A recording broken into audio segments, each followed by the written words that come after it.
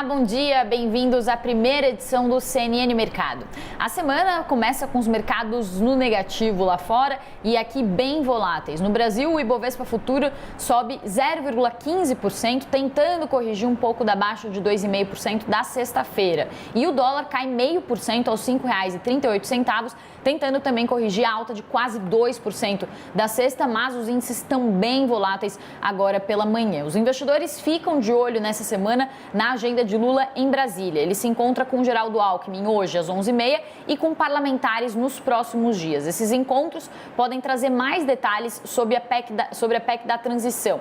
Petistas já admitem que o valor pode ficar menor do que os 200 bilhões propostos inicialmente e aliados de Lula falam, inclusive, que estão abertos a discutir a proposta alternativa de Tasso Gereissati, que em vez de tirar o Bolsa Família do teto de gastos, propõe aumentar o espaço dentro do teto em 80 bilhões de reais.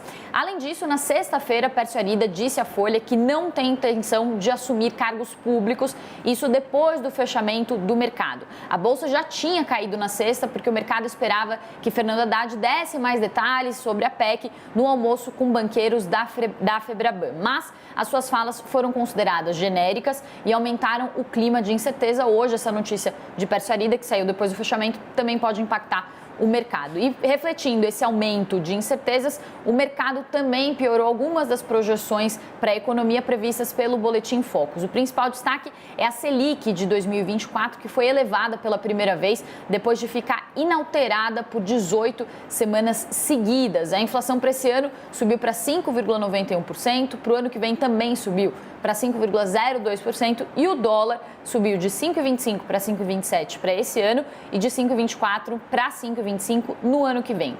E a gente conversou mais cedo com o economista-chefe do Banco Master e professor da Fundação Getúlio Vargas, o Paulo Gala, que comentou as últimas reações do mercado às indefinições na economia. Vamos ouvir. O medo do mercado, Priscila, porque, de novo, volto a insistir, se for 150 bilhões de reais o valor da PEC, a gente está falando do mesmo gasto sobre PIB que a gente teve em 2022, 19% do PIB, né? Então é muito mais um temor de que isso venha a crescer no futuro do que o número em si. Eu acho que quando o ministro for anunciado e a regra fiscal, e aí é de suma importância essa regra fiscal, né? A gente precisa ter uma regra fiscal clara e anunciada, né? Quando isso for anunciado, o mercado deve se acalmar, né? Eu acho que a gente está vivendo muito mais uma ansiedade em relação ao que pode acontecer no futuro do que o futuro em si.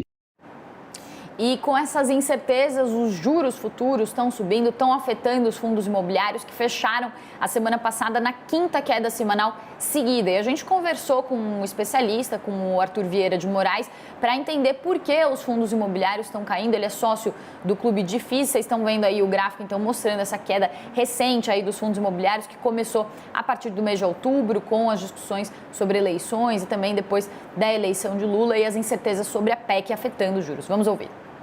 A parte imobiliária vai bem, os galpões de logística estão super demandados, os escritórios estão voltando com sua ocupação, os shoppings estão lotados, os ativos de varejo, então a parte imobiliária desse mercado vai bem. Agora, a parte financeira sofre com o aumento dos juros futuros.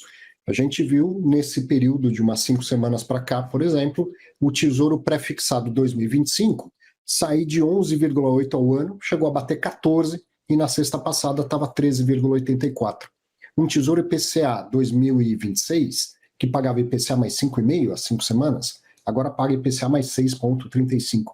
Então isso faz com que todos os ativos de risco sofram. Os fundos imobiliários, eles desvalorizam a sua cotação, a sua parte financeira, para manter a atratividade frente ao novo patamar de taxa de juros. Mas esses juros também são voláteis, daqui a pouco eles podem voltar a cair, e para o investidor que tem visão de médio e longo prazo, tem que prestar atenção, porque boas oportunidades vão aparecer nos fundos imobiliários. Bom, e para fechar o CNN Mercado, vamos passar rapidamente pelas bolsas globais. Os futuros americanos e as bolsas na Europa abriram o dia em queda, como vocês estão vendo aí, puxados pela preocupação com o avanço da Covid na China e na Ásia. Todas as bolsas fecharam em queda. O país bateu seu 5º recorde diário de casos de Covid. Mais cidades estão entrando em lockdown e a população está protestando contra medidas restritivas, algo que é raríssimo na China. Então, se a previsão já era de desaceleração da China, agora o cenário piora com esses novos lockdowns. É a segunda maior economia do mundo, então traz um temor também de recessão para o mundo todo. E o CNN Mercado fica por aqui. Você volta a escutar as notícias do mercado na segunda edição do CNN Mercado, daqui a pouquinho, ao 12h45. Até logo, tchau.